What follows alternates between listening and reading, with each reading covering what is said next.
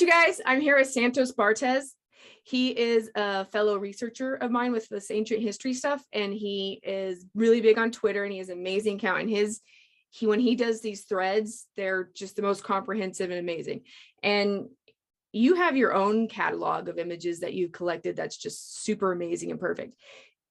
We know each other in real life, and we've met up a couple of times, and we've decided to go ahead and well, he did all the work, all the legwork for this, but we're going to present to you 4 hallmarks that are global, that are sort of found everywhere. His camera's going to pop in enough, like that's just been happening. And then we're going to take it from there. So the first one we're going to go into is large stones. So say hi, Santos. Well, hello.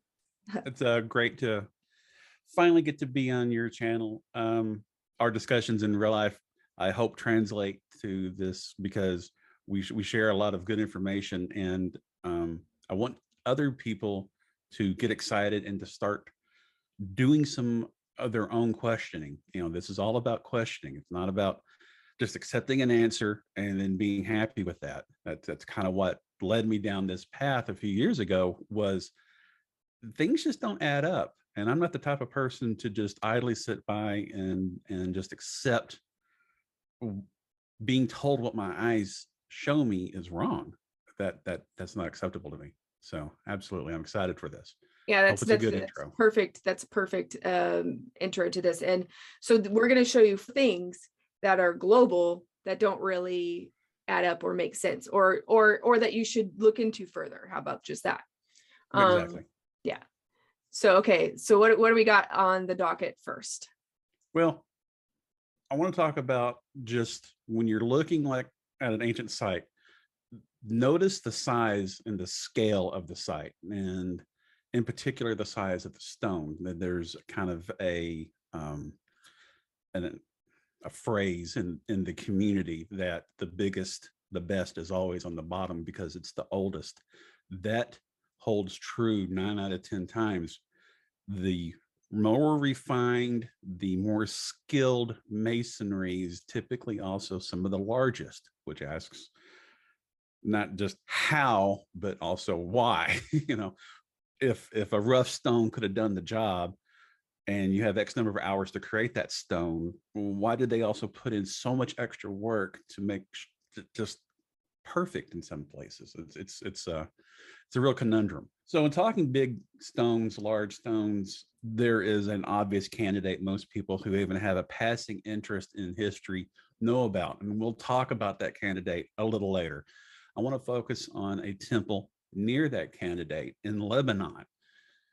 Also in the Bekaa Valley, it's called the Lower Great Temple, or the Temple de Hadrianès, also known as Temple A. It's a massive temple that they say the Romans built it, and right across from it is another temple they say the Phoenicians built. So I have the opinion that Temple A is also a Phoenician temple that got Romanized over its years, but it is simply massive in scale. From an angle, it doesn't look that large. You're thinking, wow, this isn't that impressive. Why are we even talking about this building? It's not, there it goes, until you actually see someone standing next to it that you get a sense of scale for how gigantic these blocks are. There's several of them. There's other features that we'll cover. They're beveled And they're nubbed. And the nubs actually have huge, weird shaped nubs. Kind of a pattern. Exactly. Some of the stones also have what we're starting to track as the inverted nub along the base. Not many of them. It seems to be a treatment of the stone, but the sheer scale of this thing. This temple is almost 65 feet high. It's 20 meters tall. And it is just astounding. It has intricate little carvings on different areas of it. It was also a crypt at one point. It's just huge. It is unnecessarily large. Do you see over there? It looks like they've done, like on the I guess on my left. It looks like they've done some repair work with like modern day concrete or something. It's been reconstructed over the years to stabilize parts of it because the other temples around it are just in ruins. Okay. So the Lebanese Antiquity Authority has gone through, and of reconstructions, this is actually fairly well done because they tried to use as many original blocks as they could in as many different places and to try to keep the original form, Right. where some antiquities they take a little bit of liberty and what you see may not be how it was. That'll be a theme that Right. we'll Because talk about. that's a pet peeve of mine is the reconstruction stuff. Oh, mine too. That's I mean, if it's totally ruined, don't make a new copy of it. Let's just, leave it as it is. If it's a partial ruin, kind of, if you can enhance what was there, but too many times it's a it's an artist representation. Right. I And mean, like I especially noticed that in Mexico with a lot of the pyramids, it's like, the amount of mortar that's put into all of the stones that they put up, you're kind of going like, and when you see what an unexcavated pyramid looks like, and then what they look like when they're finished, sometimes I do kind of go, huh, a lot of this might be artist rendition. yeah, wanting it to look a certain way instead of this is how it was. And again, these blocks are just, they're so large, but they're fitted very tightly against each other. The amount of work that went in just to get these blocks arranged to sit properly and then to come in and give that extra treatment, you can kind of see on this particular block. This will be another reoccurring theme. It feels like a tools down event happened here where work just stopped. Yeah. That, or it was like they wanted roughage for some sort of additional casing or something else, or I don't know. But also, I mean, it's not consistent throughout the entire wall. Right. Or even throughout the block, because at the very end, we've got this very prominent nub on the end of it. Yeah, that's a And huge nub. we'll talk about nubs in a little while for anyone who's asking what the heck a nub is. Well, we'll get to it. Yeah, this particular temple, I like to start with this one just as a sign of scale and how large the ancients worked, just the masters of their craft. As far as size isn't a question. We're going to go big. If we want to go big, we're going to go big. And then the question becomes how big, and we'll get to the really big stuff at the end of this conversation. I wanted to shift gears and talk about Israel, the Western Wall. Everyone kind of knows the Wailing Wall, but underneath there is a massive block, 13.6 meters in length, 11 feet high, and an uncertain depth. It's been measured a couple times. The last time I believe was in 2006. So its weight, depending on your depth measurement, varies anywhere from 250 to 300 tons up to 600 tons. I mean, that is just a ridiculously large block. This is it from one end going to where this tour group is at the other. This is all one continuous piece of stone that was hewn from the ground, smoothed, transported, laid into place. And I challenge any company today to do this same effort. And this is, again, it's a statement of the how and the why. The why because they could, and the how, well, that's your guess is as good as mine. Yeah. Exactly. That there's so many different ideas and interpretations of the how.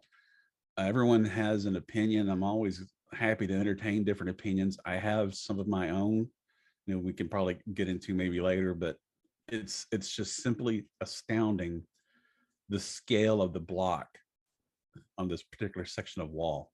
And this isn't the only large scale block. It is the largest of the wall, but there are multiple other blocks that just, and this is a view of the stacked right above this particular section of wall. So the beveled blocks beneath it, oh yeah, they're separate. I was like, are they, are Yeah. they sometimes, sometimes some of these walls, especially like at Bellbeck, you'll find that it looks like they're separate blocks, but really that's just a facade. It's like one block that they made to look separate. Like, Now these are actual separate blocks, and I believe I've read few rationales why you'll find one large continuous block on several others is because the smaller ones, if there is a shifting of the ground, they won't crack, while the one above it will just basically ride on top of those in the event of a very severe earthquake that's enough to move that much weight. But that's it is an interesting and these little square indentions, what do we call these? Like just, well, these are special to this section of the wall. The story that I've read about them is they were for this little section here, a treatment to allow this section to be a waterproof for a water feature that was near the wall. Hmm. I have a hard time with I that. don't know about that. Yeah, I mean, that's really thick. If you are trying to, you could use a lot thinner plaster. I mean, this wall and this brick here could handle whatever wall pressure you're putting next to it. The thought that, well, they needed to actually add a little more to it, that doesn't add up to me. And it's another one of these just accepted answers and people smile and they move on, where I'm like, that was a lot of extra material added to this wall for a reason that doesn't make sense. Yeah. Even if you were using it as an aquifer or something like that, you should have been able to get by with what was there already. Yeah, I was gonna say, it's not like the other part was like such a thin, weak wall, it couldn't handle water. I mean, like, that's not what we're dealing with either, so that's weird. But but it is interesting that the plaster looks like stone in itself. I believe that there's more than just plaster in here. Oh yeah, there's like mortar and other stuff in it. Yeah, So, maybe some crushed rock, and it's more cement than anything else, which is why these wood fragments are stuck in place. They're never coming out. Well, they should never come out. Let's put it that way. They should be left there, but with a little bit of extra work, they would come out. I'm glad they're left because they give at least hints of possibly the actual intention beyond what we're told they're for. Yeah. This is one of the other blocks I was talking about next to the wall that is just extremely large. This section here, I believe, is about 10 meters long. It's just one large continuous piece. The block it's sitting on is almost as long as well. There's actually a second block right here, and then the block above this going to the left on the screen is also almost of scale. So this block here is probably a good 15-20 tons by itself. And they're just stacking these and using them as a standard building material like we would use a regular red brick. Right. It is just it's this thing that you see over and over and over on some of these old sites, just the use of the megalithic stone with seemingly, I'm not gonna say seemingly ease, but it sure looks easy. See, that is one of the things though. It's like what's easier to move an actual red brick or to move this, like an actual little red brick. So I think like what we're looking at in the past with all these places, then there's a ton worldwide that have these things that are way too big to be lifted with just, manpower. So they're doing it in such such prevalence, so it's obviously not hard for them to do. Like, so they have some sort of way to do that to where this was, I don't know, this didn't take them 30 years to put these blocks right there. But that's an excellent point, and that's in my professional life. That's something I deal with constantly, is the logistics of getting projects done. So getting manpower in place, getting tooling in place, getting supplies in place, and making sure that all three of those have what they need, are replenished when they run out, and are doing a good job. I mean, that's the, at the end of the day, someone had to be accountable for this getting done and getting done correctly. Mm-hmm. And we could have another discussion at maybe in a future video set of the missing documents, like the plans. Where are the building plans for these places? Very few of them are out there. With the schematics, you had to have your team on board and have everyone coordinated and everyone doing a good job and doing the correct job. And believe me, when you get one work gang that is not in sync with the other work gangs, your millimeters of deviation soon become meters of deviation. Now you're duplicating work and you're wasting time. Nobody wants to do that. Yeah, I mean, like I guess the fact that there's this many places that have this many stones that could not have been moved with any way that we know that they would have had, I'll put it that way, then that just makes me think of the advanced technologies. There had to have been, yes, absolutely. In particular with this section of wall here, there had to have been some way to take it from quarry to work site and get it installed safely. Just throwing human bodies and muscle and lives at the problem would not have been a solution for anyone, even if you're using slave labor, because this sounds horrible, but slave labor still has a monetary value to it. And if we're going to assume that your king is saying, I want this done, and you go to him and say, well, we're killing 1,000 slaves a day to get it done. You have a finite amount of slaves. Well, you're gonna have to go get more slaves, or you have to do your job better. Well, I mean, and not even that, it's like a matter of physics. It's like torque and muscle and pull, like all the pulls Exactly. in the world. It's just kind of like one of those things where like something like I remember looking at some measurements of like the Great Pyramid would basically take the amount of, from what something they're saying is like 200,000 like slaves to build that thing or whatever. And I'm going, 200,000 people wouldn't fit around there, like to I don't know if you think about how many people that really is, like, and you're not talking about infinite amount of space here. Like this is finite thing. I mean, how many people would it take to actually get okay, so another way of looking at it too is like our modern day cranes would take, like when you have like when they've done the calculations for the pregnant woman on the quarry outside of Baalbek, it's something like, I think it's like 26 modern day of our biggest cranes would be needed to lift that. Like if you do and it may be a little less or a little more than that, I can't remember, but it's significant amount. Well, even if you did get all the cranes, like you can't physically get them together to work in unison to move them up. We don't have a way to move that right now. Exactly. We may be able, or how about this? We could lift it. We couldn't move it to a different location right now. We don't have, like it would, we don't have a semi truck that it wouldn't break. We don't have we don't have a way of transporting it. Yes, the lifting is problem one. Problem two is moving it. Then problem three is setting it in place. Relifting it and setting it in place. Yes. There's like, so, and I would say this is very close. This is a very close contender behind kind of a Baalbek sort of situation where, okay, well, how did you get it from the quarry to there? Yeah. And just the sheer work to smooth this thing down.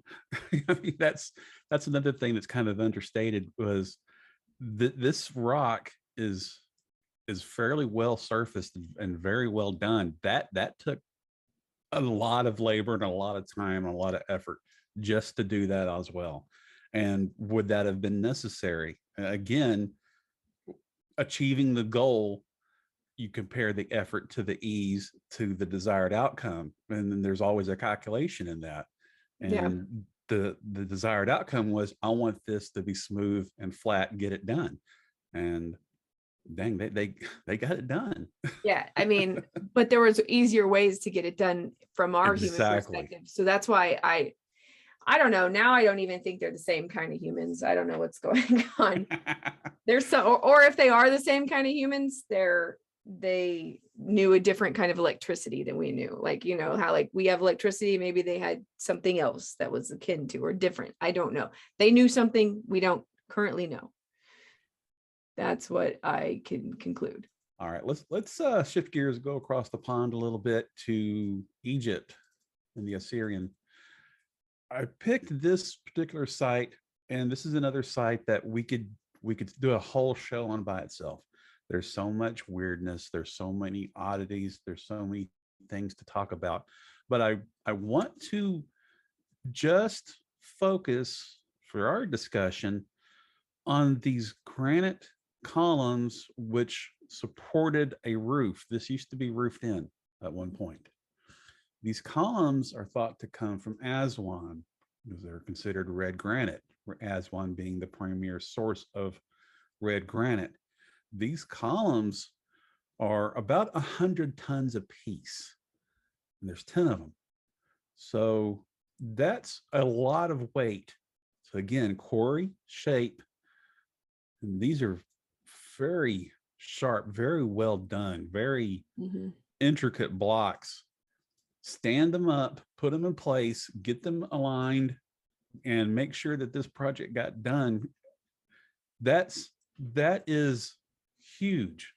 And you see notches, and you see a lot of other, my OCD is really trying not to talk on some of the Other features that really you can, this is a rabbit hole on itself. Oh Like, yeah, I mean, I went like there clamp. in person in 2019, and it was more it was particularly low the day I went. And that's another thing. Apparently they don't really know the flooding.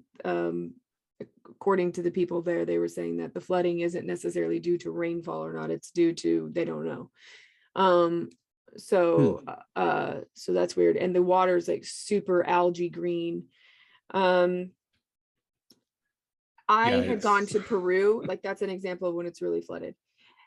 I had gone to Peru before I had gone to Egypt, and as soon as I was in the Osiris, it doesn't even feel like I was in Egypt. I felt like I was literally in Peru. I was like, they look just so much like everything I'd seen in Peru.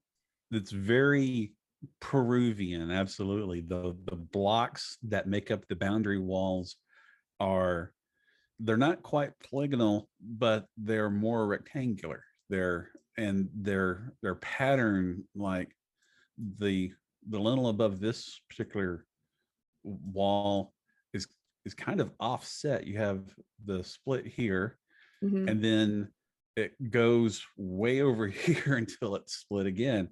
That seems off center, or perhaps just not. Right. It's a strange beast, but these blocks are, again, just another testament of working at a scale that is hard to fathom. 100 tons a piece. I mean, that's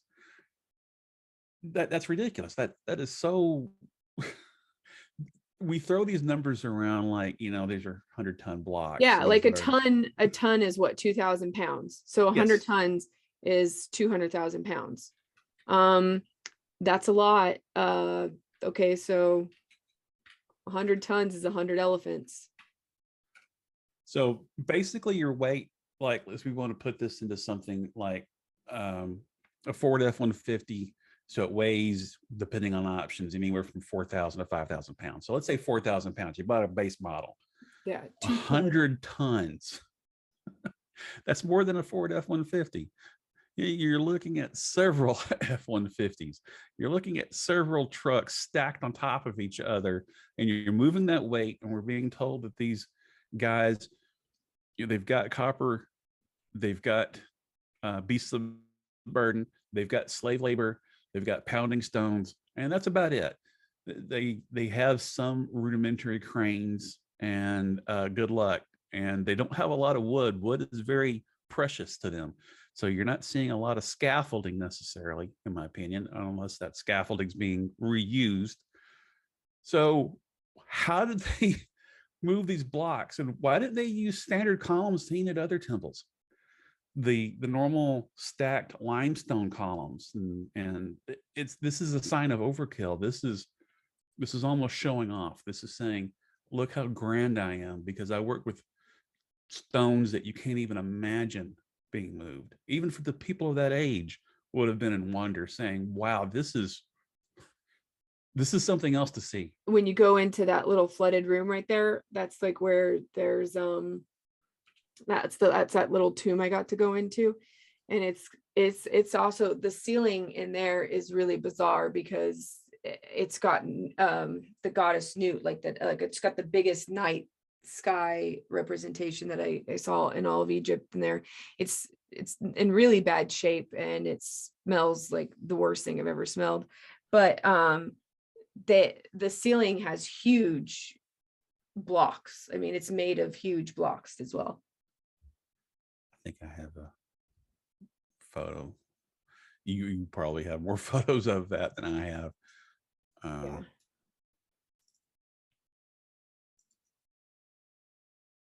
I have a little video. Yeah, but those don't look that big in that photo, but when you're standing underneath them, they take up the whole wall. They're huge. And you're just thinking, it's like, red brick is so strange. that is weird that the red bricks there, you're going like, okay. Is that repair, or yeah, what's happening here? And shout out to these guys who walked unprotected through that. Yeah, there's all kinds of bats in there, and it stinks.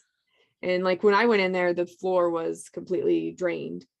But these were brave people who have strong immune systems. There's no way in hell I would. I mean, that water is nasty, y'all. It's the algae in it is just wow. Yeah, it's pea soup green. This isn't something you want to expose your skin to. This isn't something you want to breathe for a long period of time. So yeah, shout out to those guys who were doing what they could to get photographs in there, and more power to them. I think that photo's from like 2011. There's no telling what has since happened to them. Right. That's new terms. Okay, so what other well, we need to go on the other side of the earth when you talk about Peru. And Peru is its own bag of mystery. Everything that you think makes sense doesn't make sense in Peru. It's upside down, topsy-turvy world. It is literally falling down the rabbit hole into questions upon questions upon questions. And you always kind of come back to the singular question of why.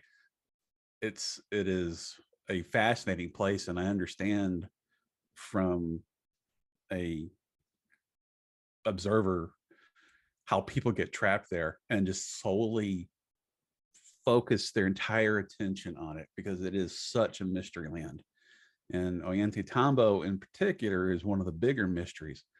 It's got so many features. We're going to talk about it in multiple times, this little chat, but I want to focus on the very top, the highest point of it, what's called the Temple of the Sun, and the gigantic blocks that make up this, and the so-called, well, it's not really so-called, the Wall of the Six Monuments, because these blocks are gigantic.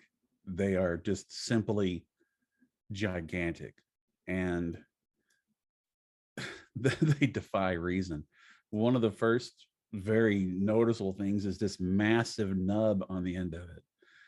And if you were quarrying and moving and working, I don't see a reason why you wouldn't have removed this before standing it up, unless it has a purpose. It clearly has a purpose. It's not a byproduct. It's not just sitting here for a decorative element. It has a meaning. That meaning to us is lost. Hopefully, sitting in some buried cavern somewhere, we'll find a breadcrumb that'll lead us to another set of questions. I doubt it'll lead us to an answer, but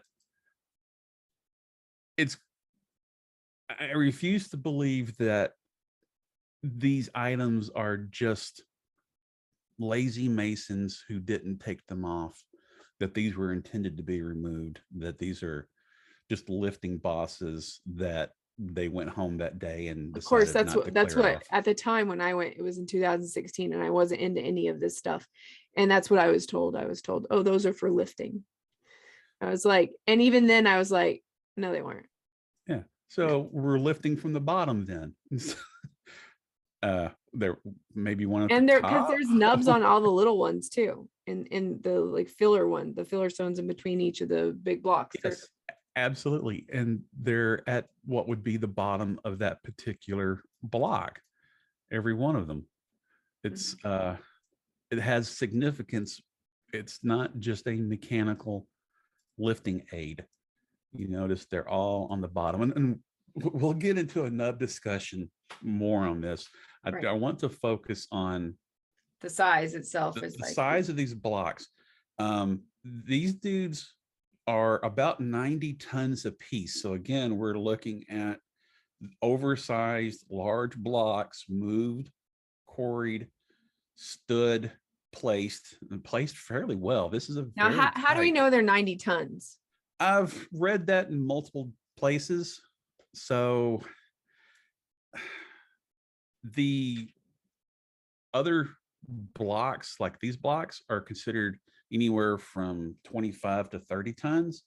And these blocks that are just kind of sitting, either getting ready to be installed or getting ready to be disassembled, depending on how you look at this site, are 40 to 50 tons. So at 90 tons for these guys, I think that may be a little on the high side, but I don't have enough evidence. And if people want to put in the comments links that do give better, because there's height, width, and depth on this type of rock is very depending on what source. And that's another thing that's kind of a frustrating part, is good analytic, good methodical measurement of these sites. It's almost like we don't need to do it because we know what it is. It's just a section of a temple, and leave it alone. No, let's get into it. let's know more about this thing. As I kind of mentioned, there's a lot of mystery to me about this particular site, because it is another, in my opinion, a tools down situation.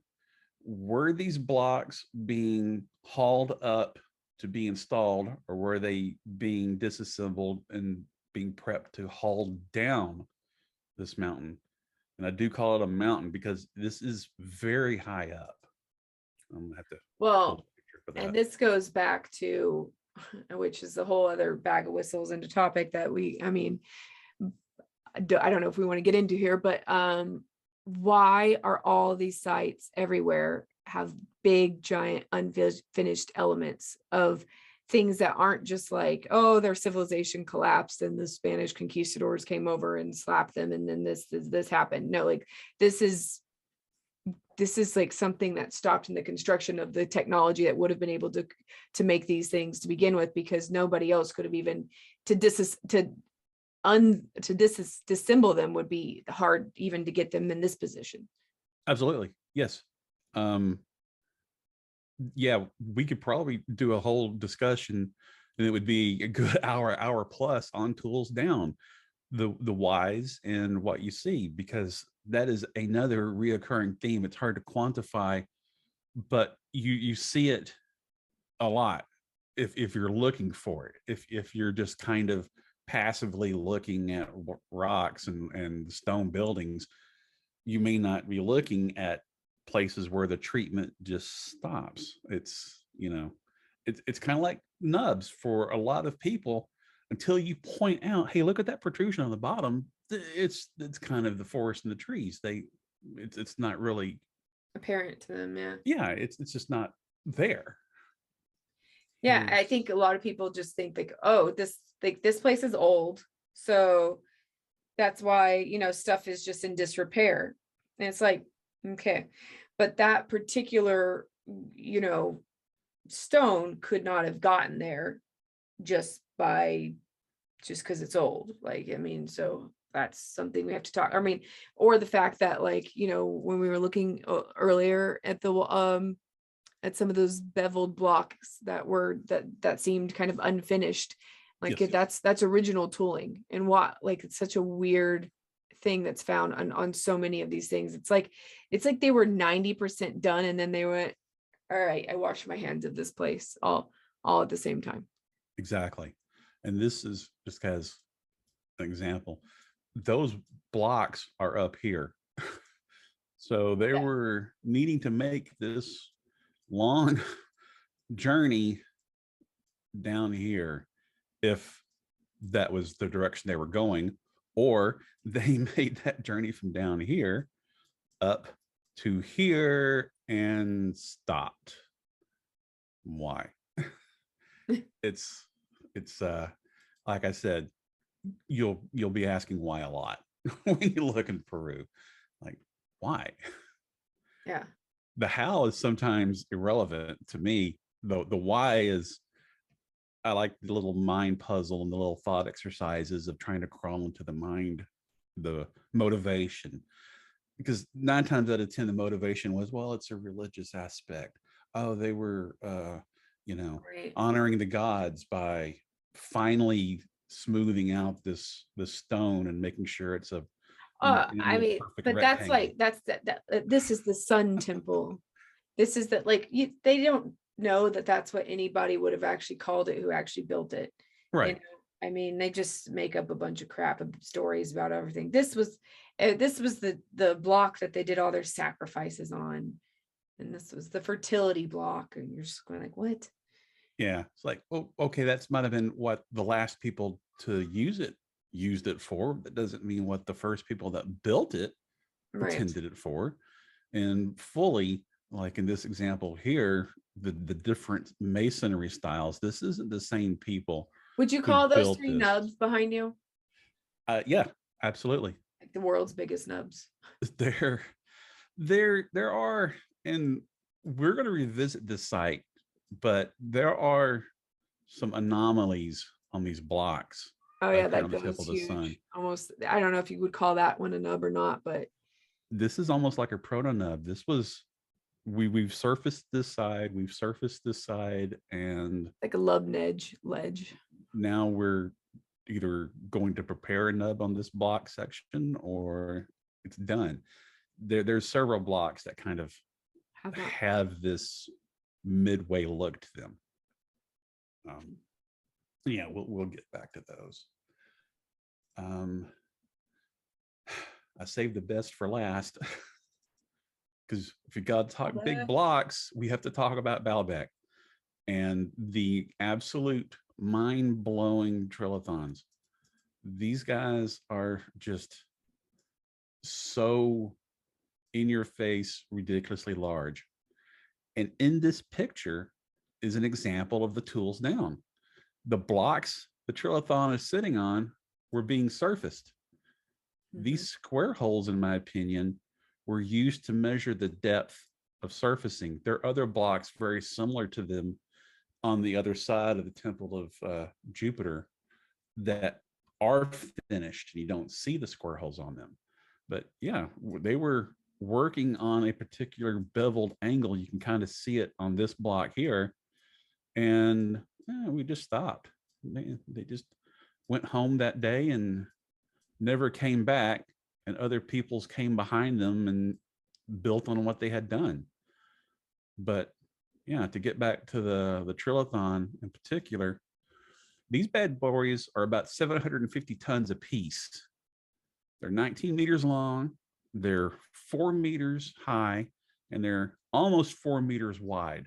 And those are measurements kind of keep in your head, basically 24 and 4.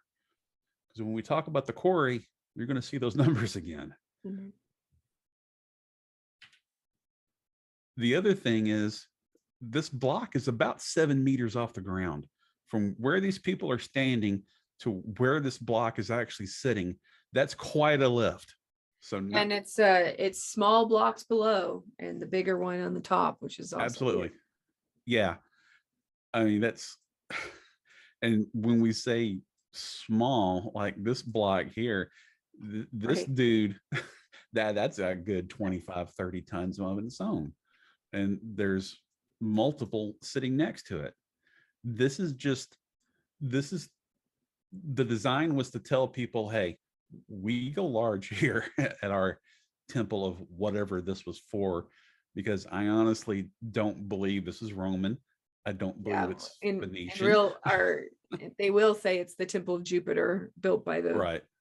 um I guess This Roman. is, yeah, this is Roman. I then we should see this duplicated all over the Roman Empire. Everywhere they went, they should have built this, correct? They had the technology to do it. They had the means, they had the motivation to do it here. Why don't we see this in other Why not in places? Rome? Right. Well, we don't. And there's reasons for that. They did not build this. Debate me, bro. You can cut that part out. That's one of the times I get a little passionate about that kind of stuff. But there are other, besides the Trillathons in the Baalbek complex, that are just as large. From where this gentleman is standing to the end of this photo is 1 block. This thing is gigantic. Is that individual bricks on the bottom? No, these are, this is one large, Oh, okay. very messed up block. I have no idea what happened to this block. It looks melted.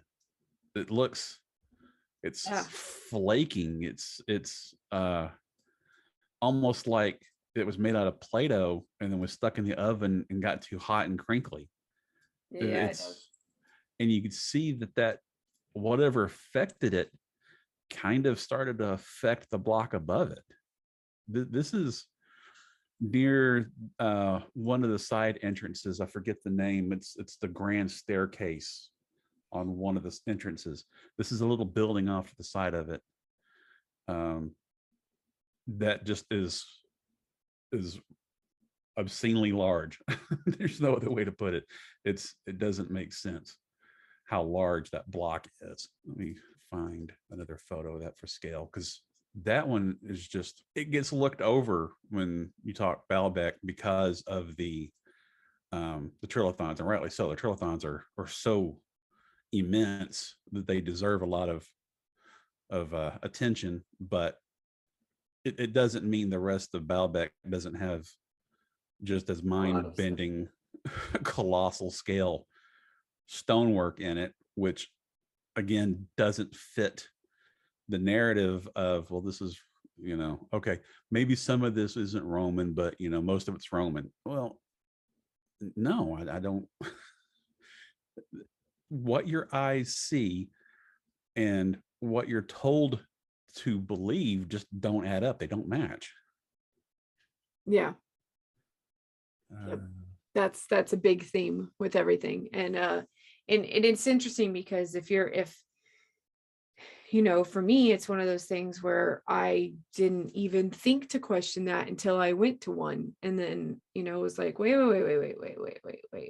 what is it? Wait, sorry, what are these things again? How come I've never heard about this? Yeah. Then you start going like, wait, what? Like, well, why is, soon as you allow your mind to ask, well, why is yada yada, the floodgates open, and things then are like, that really does not add up. Here's the other side of that brick. So Yeah. Yeah, it's just strange whatever is happening to this section.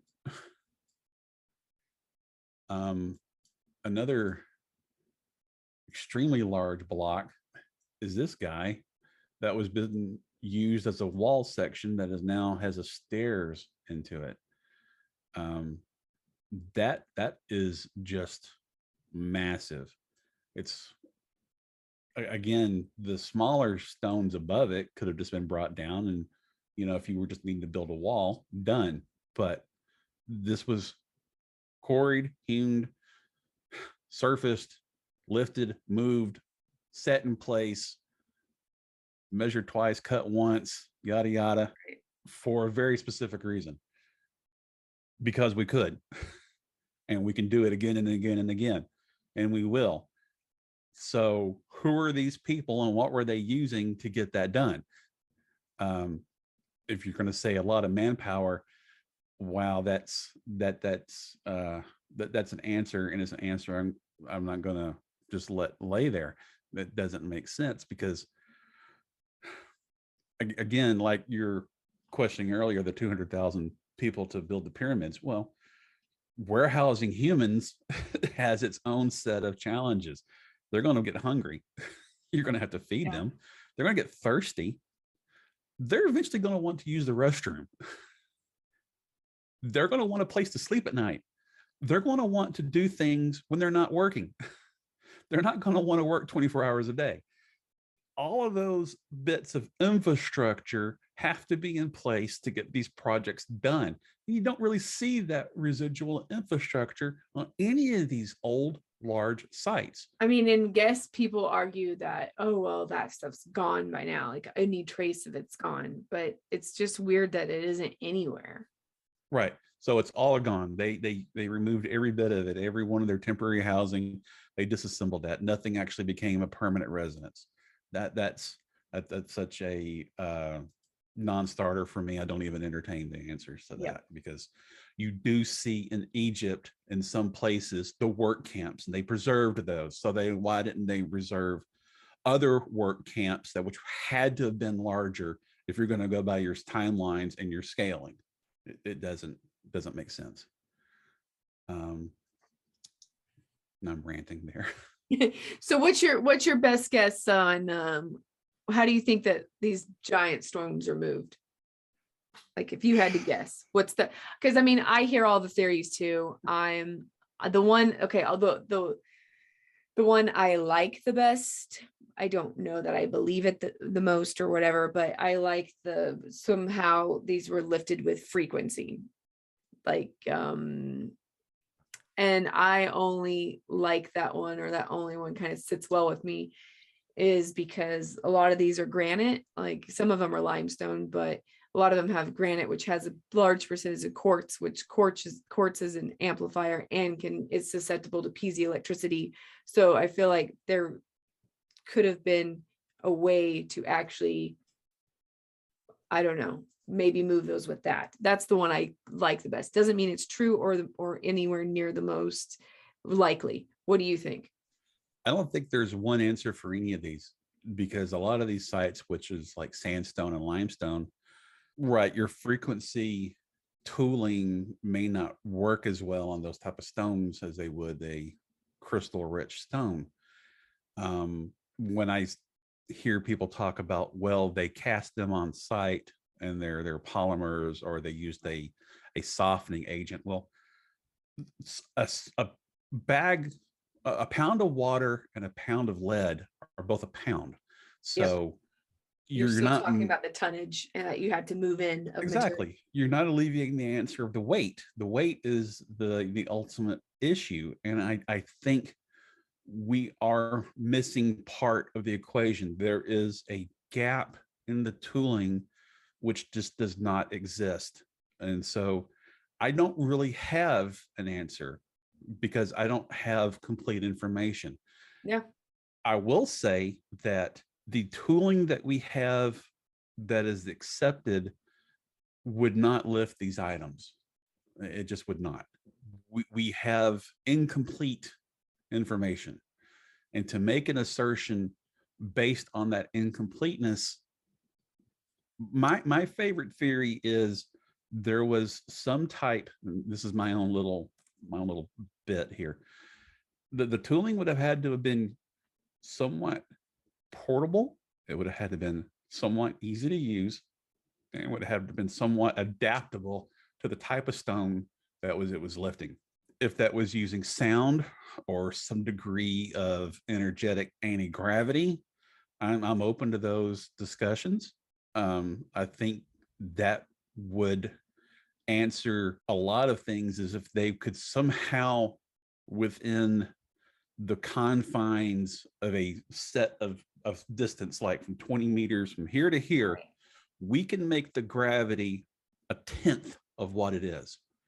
And within that space, we can lift, move, and then move that bubble we've created to the work site, let it down, turn it off.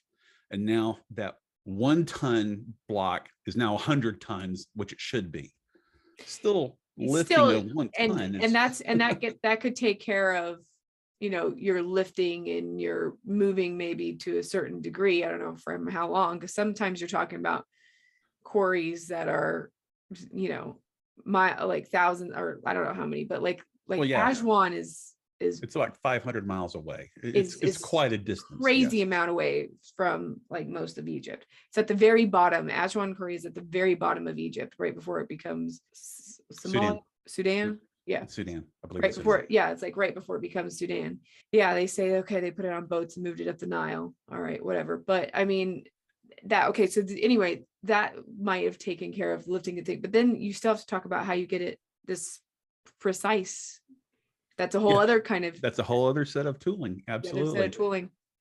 And that's where cutting it precisely. And we keep where us in the alternative space or keep saying that there's missing information, that your round dolomite pounding stones, your copper chisels, your bronze age tools, right. Those, I mean, it's you know, the Mohs scale of hardness is, you know, like brass and bronze are like 3 and 4, and like granite is like between 7 and 9, depending on how. I mean, a 10 is a diamond, like a 1 is your fingernail, you know. So those, you know, which is like a chalk is a 1 where you could scratch it with your fingernail and it like flakes off.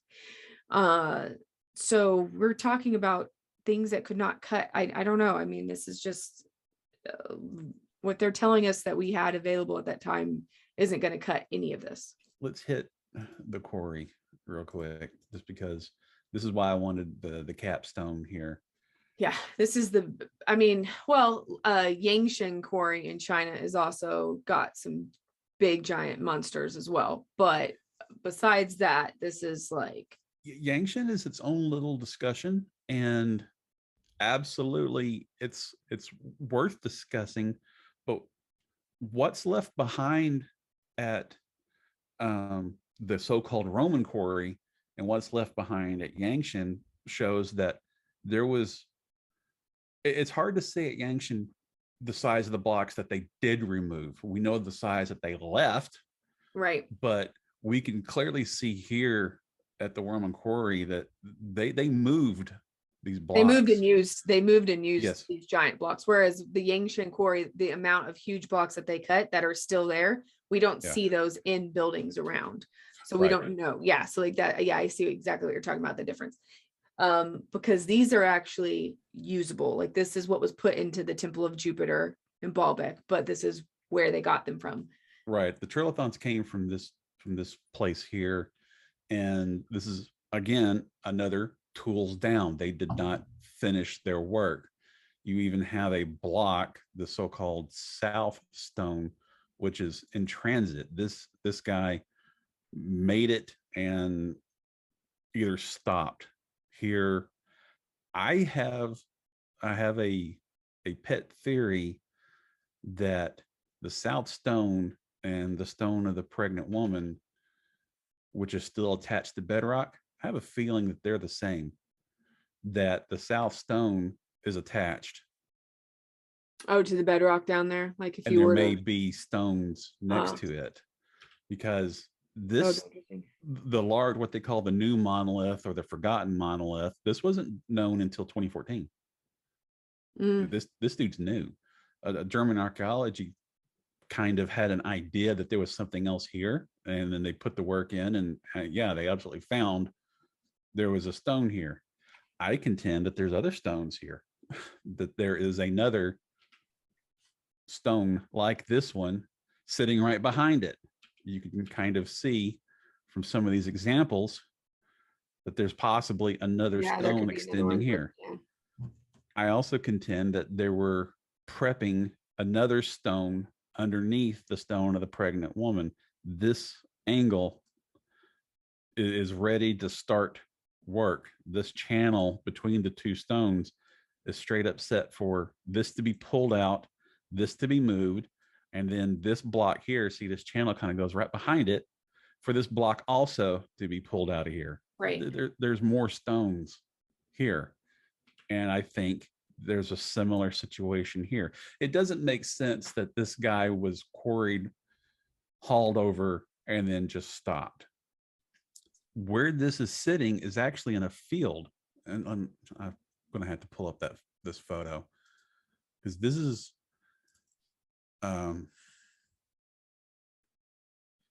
part of the mystery of this place.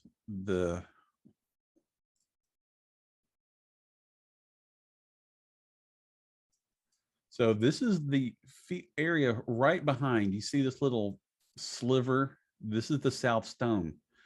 All of this area here is part of the quarry. Yeah, so it's like that's a large, if like let's say it was surface level with the houses at one point, that's a lot of material removed over time.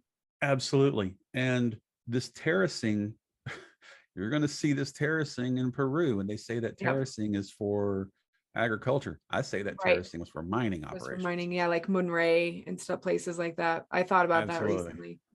Absolutely. So you've got blocks over here that were kind of have interesting cuts that were probably quarried, because this is a very smooth surface. But yeah, I think that if there's not a block underneath here, it doesn't make sense why they went through the effort of carving it, moving it, getting it here, and just saying, "Oh, we're done for the day. King says we're done." That would be really interesting to see. Looks like they have some old tires at the base of it. It's like been a junkyard or something. This was a junkyard, and there's an interesting kind of story about the whole quarry itself. It was the city refuse for the longest time, and one guy basically took it upon himself to clean it up, to get notice, to get people to actually care about it. Because let me find an old photo to give a little context to this, because how we see it now isn't how it was seen for the majority of its time. The majority of its time, it was seen looking like this, just jutting out of the ground. Yeah. And that's where you have people would walk up on the top of it there and then take their photos. Just kind of like it was just a place to, once they finally cleaned it up. Before then, though, this was absolutely a dumping ground, and it's a testament to one guy's vision and his Foresight. pride in his homeland, to say, hey, this deserves better. We need to clean this up. And I think he runs the little tourist shop that's right behind it. And I hope he retires a millionaire, because if it wasn't for his efforts, really, this would be even more obscure, just a little strange bit of a footnote if you knew where to look for it. Right. He really put this on the map, because there's a lot of weirdness going on here. This was not just a quarry, it was also an acropolis for a while. The Romans did use this as an acropolis. And these two stones over here that are upright, yeah, there's another stone right behind them that there was the retaining walls are interesting too. Like, yeah, these retaining walls come and go, and I'm not too sure that they are are modern or old, or what's the deal? yeah, I don't think they're that old, because let me find, I have some historical photos. You don't I see do feel them like I've seen his. like Oh, here, okay, I see. right? Unless So when they unburied it, like when they started digging and stuff, maybe they that's found them. that's true, but um like this little building off to the side here, Uh-huh. this is modern because I, I don't have it on this computer, Yeah. but on another computer, there's a photo that's a close up of it, and it's got like a metal door, and you can just tell that these stones were taken from wherever just to build like a little work hut. But this stone on the side here, it's I wish I wish it was better photographed, because there's a lot of stuff happening with these three in particular, and I do believe that they have a context, obviously not just by location, but um, a purpose for this stone. Either they were involved in possibly the lifting or measurements, or I don't know. Right. The accepted answer of, well, they were just uprighted for ritual. What ritual? Right. Unless it's like some kind of that was part of the pulley system that would have he hoed it. I don't know. Yeah. From one of the excavations, so you can tell these are fairly significant blocks, Yeah, and those it are has pretty. this notch in the side of it. It's very interesting. It's very intentionally cut in the center. So And just to put a, these are part of the necropolis behind it, where they reused the quarry to serve as basic burial practices for the Romans and possibly more modern peoples. This one here.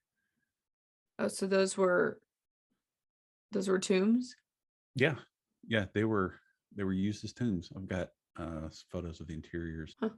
Just again, the one of the themes that so often we come across of reuse. You know, if someone could have used it for something, then they did. This is the interior of one of them. So yeah, they Right. hollowed out, made little makeshift tombs, and turned their dead there. Wow, that's interesting. Yeah, it's kind I of know that was that close to the pregnant woman. the other thing when we talk about the the pregnant woman is I've got, That's the name of that big block, y'all. yeah, it has It's a it's confusing name because, like, when you say like the people are like, what? Like, are they like thinking it's gonna look like a little sculpture like it? It's a very confusing name. the belief was if you were a strapping young married couple and you wanted to ensure fertility, you would drag your woman up to the stone and have her sit, kneel, touch the stone, make her prayers, and you would be given a bounty. Okay, that's why Like I that's didn't the know that. theory. That's why it was called that. Okay, Yeah, that makes sense. yeah. An odd fertility ritual around a Yeah.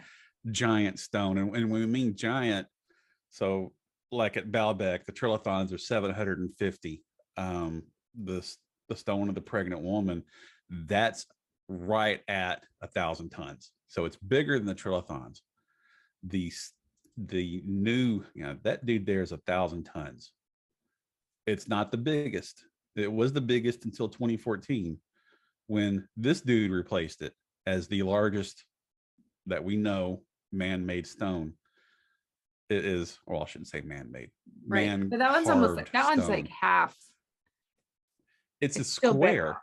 Yeah, it's well, they know it's 20 meters long. They know it's 6 meters wide, and it has about a 5 meter height. So it's about 1,600 tons, but like 1,650 tons. Huh. To me, it is so kind of peculiar because they were clearly pulling out rectangles. They wanted rectangles, Yeah, they but were. then this dude is more square.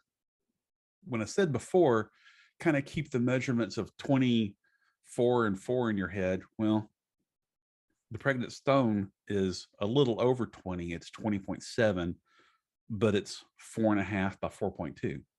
So 24 and 4 was a pretty significant number for their use. The south stone, the stone that's kind of by itself over here, this dude is second. It's actually 1,200 tons, and it's 24.5 and 4.5. So it's, I have a feeling that they cut them down when they got them to the work site to whatever they needed. Since the ones on the work site are so much smaller, they left them a little bit larger. Again, you want to measure twice, cut once. So if you were unsure what you actually needed on the work site, you would cut it a little bit longer, Right. with Give the them some intention. extra. Huh. Exactly, because it would be hard to. Except when it's thousands of tons extra. And yeah, so yeah, they obviously, Yeah, a little extra being, something we couldn't do. 200 extra tons on the end of the stone that you're moving. Just give or take. Yeah, it's no big deal. It's already 1,200 tons. What's an extra 40? No biggie.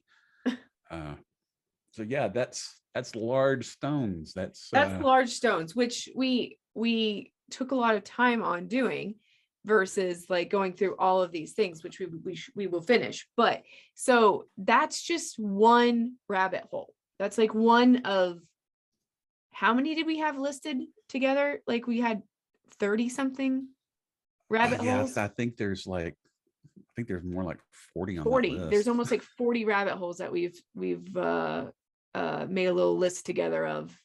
So that's number one. We had crazy. planned four for this particular discussion, and you can kind of get a hint on the other topics. The red color, I'm very excited about that. The more research I did into there, it's another hallmark which just flies under the radar. It's one I'm guilty of seeing but not seeing, of Right. how prevalent red is. So that's going to be a fun discussion when we get there. Yeah, and that's a new one that I haven't even dug enough into, so that I'm excited about that one. So obviously we're going to have you back on very soon, because we have a series here to do. Yeah, now we've got a series we've got to get through. We have to share the breadcrumbs with the masses and get people motivated and get them interested. Get them to give us more material, more stuff. Absolutely. If you're planning a trip to any of these exotic locations, do everyone a favor. When you get through taking your selfie, turn your phone around, put it in landscape, and start shooting everything you can. And shoot stuff that looks like mundane, that you would never, like, okay, who wants a picture of a nub? We do. But but besides us, I mean, like, just start looking at, like, if it looks like a weird construction, or if it looks like a construction element, or if it looks like some sort of odd marking, or odd shape within something, let's photograph that. If you see 10 people standing and they're all taking the same photo, walk about 20 feet from them. Yeah. And then get it from a different angle. The different angles and the different times of day, even on the same object, are so important, because a lot of these sites they were intended to be viewed from different angles at different times of day. These people watch the sky, they watch the sun, they watch the moon, and the shadow play is extremely important on many of these sites. So absolutely, if you're traveling. I mean, and Andrew Fink said this best when he was talking about how we didn't have the ability to do, like, this stuff wasn't, I mean, what, in 2007 the internet wasn't what it is today. I mean, like, the amount of travel photos that are just largely available everywhere, the amount of access we have to images and all these things, it's just the floodgates of being able to be like, oh, whoa, that looks like this, which looks like this, or hey, that little weird thing can be found here, which can be found here. Yes, these things have been here for however long they've been here, but we haven't been able to collectively from our like from anywhere in the world collect all this data until very recently. And so don't be so hard on humanity at large and ourselves or whatever for not knowing about this beforehand. It's like we really have just been allowed the floodgates to get it really, really honed in a way recently. So that's kind of nice. Yes. And it also upsets the gatekeepers. Mm-hmm. And that is what I love to do more than anything else, is to make gatekeepers upset, that I am walking past them. I'm asking my own questions. I'm not accepting their answers. And yes, do the same if you're traveling to even if it's you're going to the Southwest and you're looking at some pretty vistas, take some good Yes. quality Petroglyphs, photos. amazing. I mean, like that's the thing is I no longer I have had to let go of dates, which has been one of the Yes. hardest unlearning I've ever had Yes. to do. But I do not give any credence to whatever the archaeological sign or tour guide or piece of plaque of wherever says about when this was made or what the dates are. Like just go from base principles. Like you are at a crime scene, you are the first person on the crime scene. What do you see? Take a picture of it, share it. Don't go off of, oh well, this isn't as important because it was only built like 500 years ago. Don't think like that. Just Absolutely.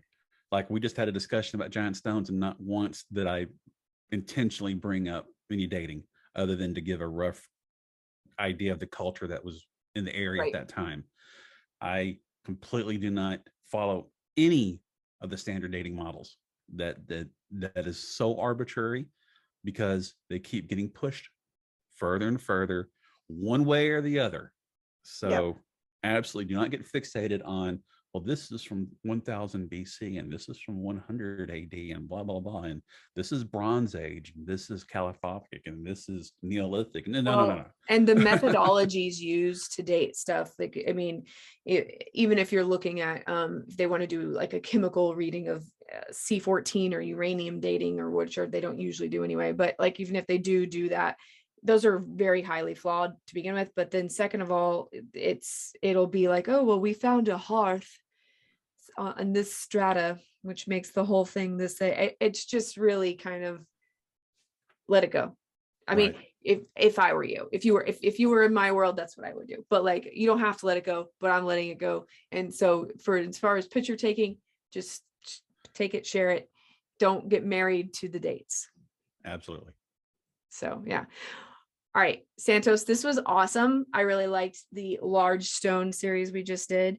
And there are a lot of like Yangshing Quarry, like I had mentioned earlier. There are a lot of other places with huge stones. These are just like the big, this is just to show you, like we went from Egypt to Peru to the Middle East, and like they're everywhere, Yeah. so we didn't even go into, like there's dolmens and menhirs, and like there's menhirs, or however you say them, menhirs, Men here. Yeah.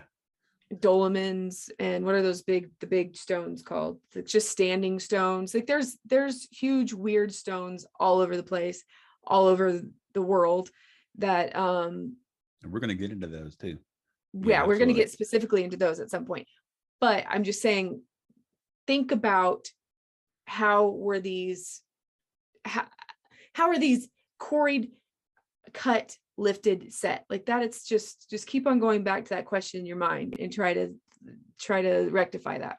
And that's why I chose these, because they're some that are the easiest to search online for. You're going to find a lot of different photos, a lot of different angles. You're going to find a lot of different opinions. And that's what I want people to really get, is a wide exposure of opinions and a wide exposure of views, and to not necessarily indoctrinate yourself to one person's opinion. Don't take my opinion. I want you to form your own opinion. That's what this is all about. Like I said about gatekeepers, I like to shove them out of the way. And I want people to follow behind me. And we're all going to learn, and we're all going to explore, and we're all going to have questions. And there's no guarantees of answers. That's something that's took me, and I still have a hard time dealing with, but to know that I'm not going to have my answer for this. Yeah. That's sometimes hard to let go of. Yeah. I mean, like Dan Stevens said it best to me, like in a call about how he was like, it's almost like I mean, this is graphic, but it's almost like it's like you're examining like throw up and trying to figure out what they ate. You know, it's like, Yes. we're trying to reverse engineer like some stuff that's just, we're trying to put a 1,000-piece puzzle together with four pieces. It's hard. Yes. Okay. That's where that came from. He wrote that the other day in one of our chats, and that version was is trying to figure out the soup from the puke or something like that. Or yeah, something like that. I was kind of like, ew, but like good Yeah, example. Like I get that is it. Yeah. exactly what we're doing, but with stone and architecture. And yeah, that's it is an endeavor worth exploring, because the other bit of gatekeeping that I always hate is that the idea that this history is one particular person's or one particular group's history. It's not. This is a shared world history, a shared human history. The story of all of us. I'm not Egyptian, I'm not Lebanese, but I have a connection to them because I am a human. And these humans, we can argue types of humans, but they were responsible for what we see, and we are connected to these places. Whether we want to admit it or not, we're connected to these places. Here. And I mean, maybe you can look at these and see it differently, but there's a lost technology. There's a lost something that is no longer with us, which is that's also unsettling and weird and fascinating and worth more examination. Yes. So, yeah. Okay. So until next time. Absolutely. Well, it's been a pleasure. This has been the quickest hour ever. So I look forward to it next time. Hopefully we can figure out what hell's happened to my camera and get that resolved. Or maybe it's better if people don't see me. I don't know. Oh, they can comment below. Okay, cool. Well, we will talk soon. Okay. Oh, and where can they find you? I'm on Instagram and Twitter, Santo Bartez, no space. The content on either platform is completely different. So if you want to see food photos and me not update often, Instagram. If you want to see me at least once a week, if not more, with history, Twitter. But I do check both daily. So if you want to get in touch with me, either one of those platforms is the way to go. Perfect. And I'm going to put all that down here and everything. So awesome. All right, Santos, until next time, we'll talk to you soon. Thank you. Bye-bye. Bye.